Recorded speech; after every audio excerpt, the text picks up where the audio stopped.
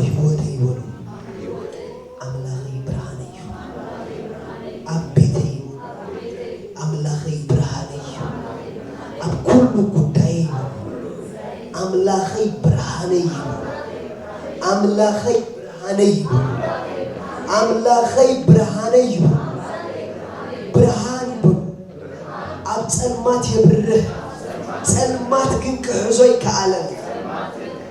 ናተይ ጉዳይ ብጸልማት ክትሓዝ ኣይክእልን እዩ ምኽንያቱ ኣምላኸይ ብርሃነይ ኣምላኸይ ብርሃነይ ኣምላኸይ ብርሃነይ ኣምላኸይ ብርሃነይ ብርሃነይ እንዳወሰኸ ክሳዕ ፍጹም ምልኣት ናይ ክርስቶስ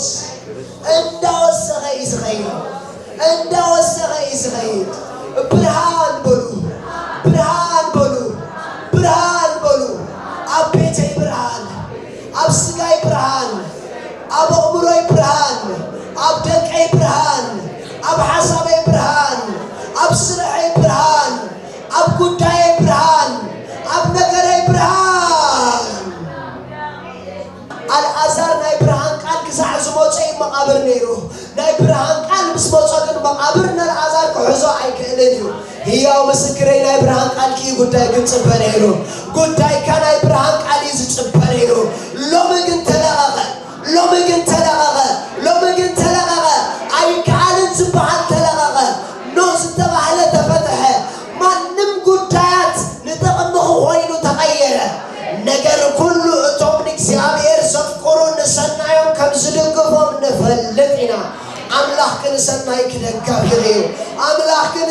ክደጋፊ እዩ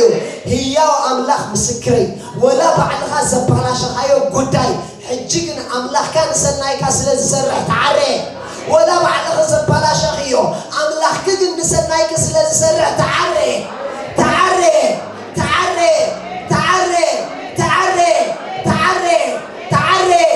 ምቕናዕ ኮነ ደው ምባል ኮነ ኣቕጣጫ ምቕያር ኮነ ነገር ናብ ሰላም ኣተወ ጉዳይ ናብ ሰላም ኣተወ ኣምላኽ ክመፃናኒዕ እዩ ኢየሱስ ጎይታ እዩ ኣቅድሚ ገጸላቴ ዝብል ትማልኽ ትነብዐ ዝረአየኪ ኣቅድሚ ትዝረአየኪ ሰሓቂ ክስማዕ እዩ ሓጎስኪ ክስማዕ እዩ እልልታ ክስማዕ እዩ በኢየሱስ እልልታይ ክስማዕ ይስገበኒ እልልታይ ክስማዕ ይበኒ ኣቅድሚ ገጸላቴ ይበኒ እልልታይ ክስማዕ እዩ